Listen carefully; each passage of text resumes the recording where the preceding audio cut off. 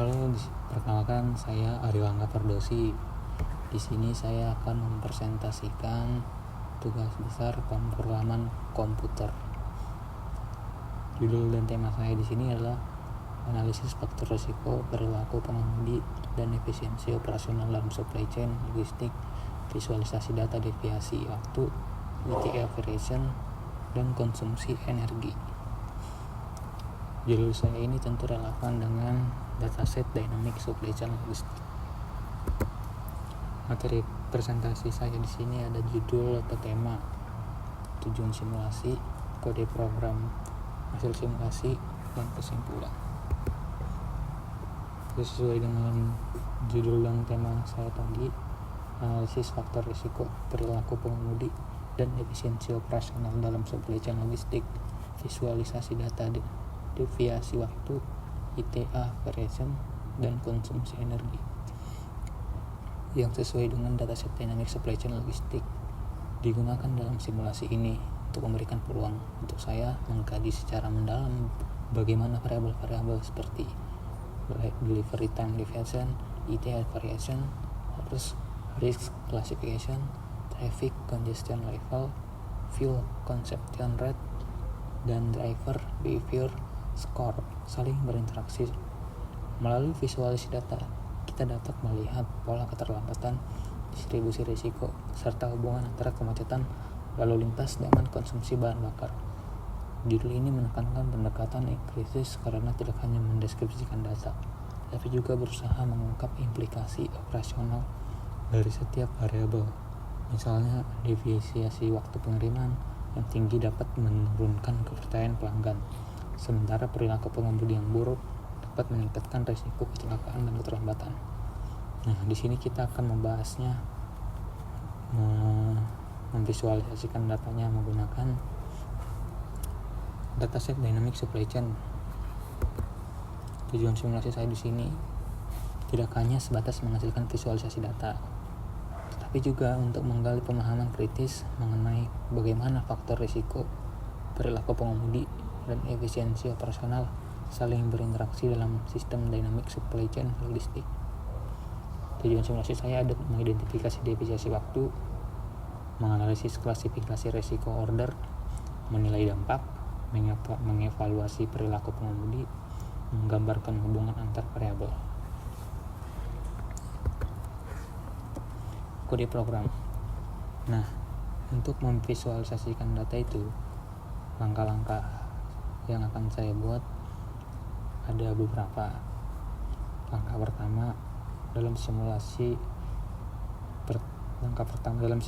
adalah melakukan import library yang diperlukan, lalu membuat koneksi ke database MySQL, kemudian analisis view, logika visualisasi, dan pengaturan tampilan grafik, serta kode-kode grafik yang akan saya buat nanti.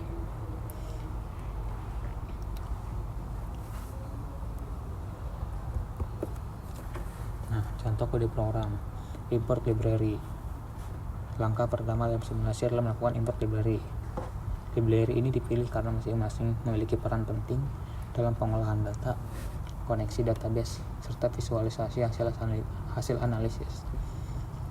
Berikut penjelasannya. Mungkin dari import MySQL connector, berfungsi untuk menghubungkan Python dengan sistem manajemen basis data MySQL. Terus ada import pandas untuk melakukan pengolahan dan analisis data di Python. Selanjutnya ada matplotlib pyplot untuk membuat visualisasi data dalam bentuk grafik.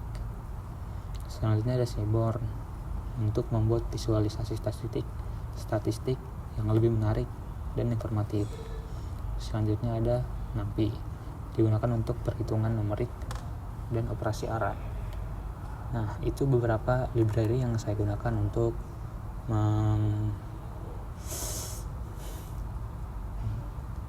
membuat.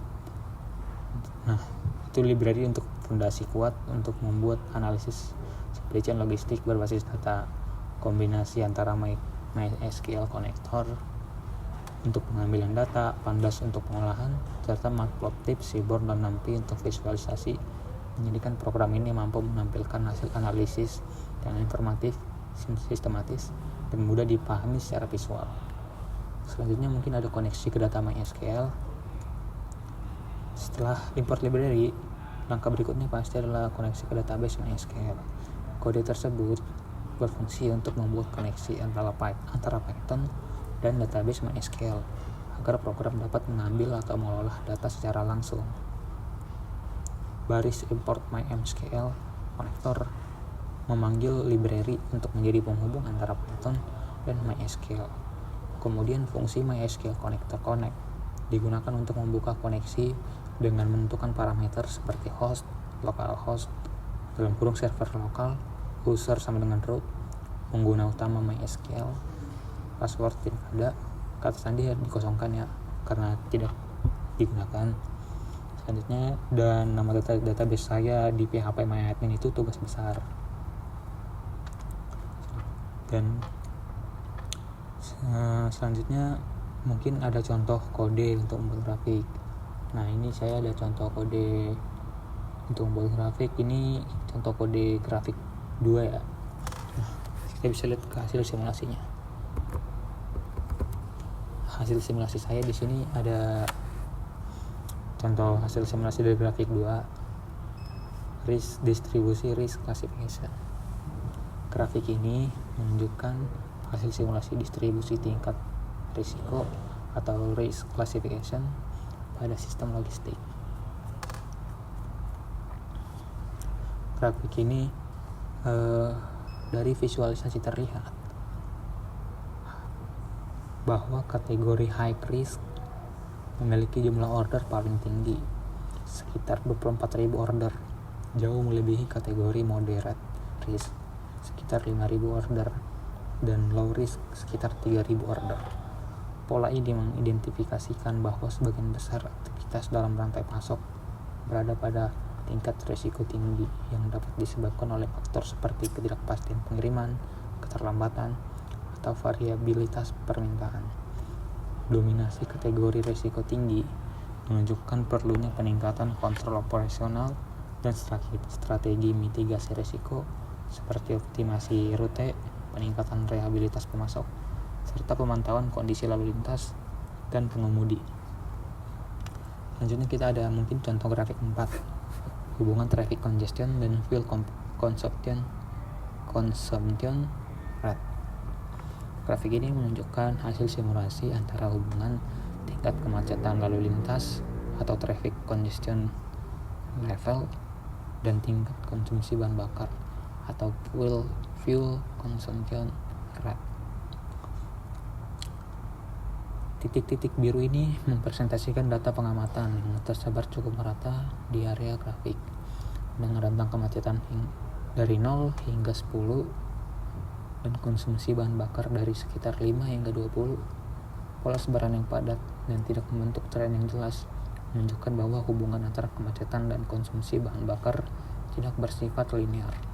Namun tetap ada kecenderungan bahwa semakin tinggi tingkat kemacetan, konsumsi bahan bakar cenderung semakin meningkat. Untuk hasil simulasi yang lain mungkin bisa dilihat pada simulasi saya bentuk PPMB. Kesimpulan dari hasil analisis saya ini berdasarkan hasil simulasi dan analisis data yang saya lakukan menggunakan Python dan SQL, dapat disimpulkan bahwa sistem dynamic supply chain logistik dataset merupakan sistem yang kompleks dan dipengaruhi oleh berbagai faktor yang saling berinteraksi seperti deviasi waktu pengiriman, klasifikasi risiko, hubungan antara traffic congestion dan fuel consumption rate, distribusi driver behavior score. Secara keseluruhan, di sini saya menegaskan bahwa pengolahan supply chain modern memerlukan pendekatan berbasis data dan visualisasi kritis untuk memahami pola keterlambatan konsumsi energi, serta perilaku operasional.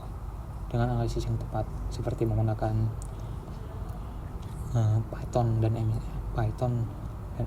MySQL,